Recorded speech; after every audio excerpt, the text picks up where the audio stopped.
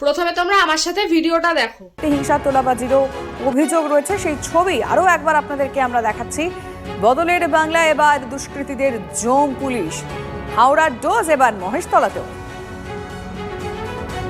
দুই দুষ্কৃতীকে কিভাবে কোমরের দড়ি বেঁধে ঘোরালো দাবাং পুলিশ, অবশ্যই চেনা ছবি লাগছে, সে কারণেই বললাম যে আবারও আমরা দেখতে পাচ্ছি। ধরেছে ধরেছে ধরেছে, আরো দুটো সন্ত্রাসবাদীকে ধরেছে।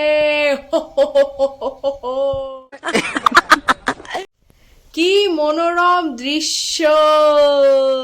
এই দৃশ্য দেখলে চোখ পুরো ঠান্ডা আর মন শান্তিতে ভরে যায়। কে বলেছে যে পুলিশ কোনো কাজ করে না? পুলিশই তো করে দেখাচ্ছে কিভাবে অপরাধীদের ধরতে হয়। আগে এই পুলিশদেরকেই আমরা চটিচাটা বলতাম, অবশ্য তখন পুলিশদেরও কিছু করার ক্ষমতা ছিল না, তাদেরকে তো কাজ করতে দেয়াই হতো না।